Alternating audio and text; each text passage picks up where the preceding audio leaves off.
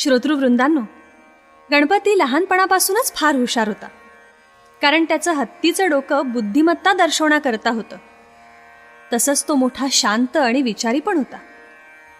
पण त्याचा मोठा भाऊ कार्तिक स्वामी हा शूर पण संतापी.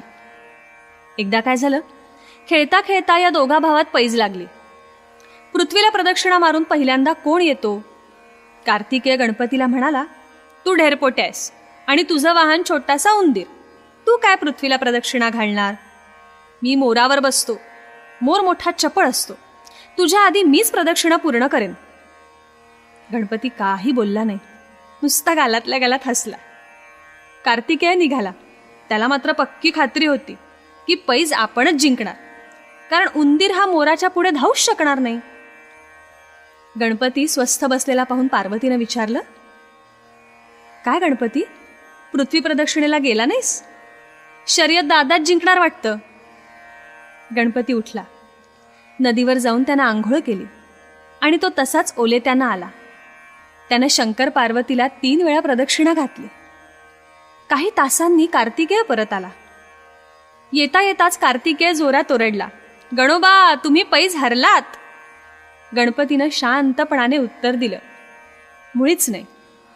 अरे, आपले आई वडीलच विश्वरूप आहेत. त्यांना मी प्रदक्षिणा घातली म्हणजे तुझ्या आधी मीच पृथ्वी प्रदक्षिणा पूर्ण केली. अर्थात पैज सुद्धा मीच जिंकली. पार्वती म्हणाली, कार्तिकेया, गणपती म्हणतो ते खरंय, पैज त्यानंच जिंकली. कार्तिकेय संतापला आणि रागानं म्हणाला, आईनं गणपतीचा पक्ष घेतला का? आता आईचं तोंड मी कधीही पाहणार नाही. आणि तो रागानं कैलास पर्वत सोडून दुसऱ्या पर्वतावर राहायला गेला. या प्रसंगावरचं एक गीत आपण ऐकूया, नेहा राजपाल यांच्या स्वरात.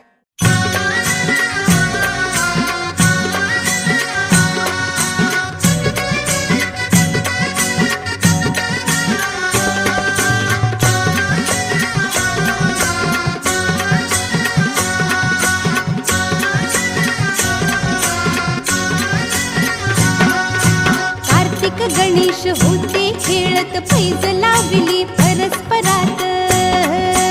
हो, कार्तिक गणेश होते खेळत, पैज लावली परस्परात.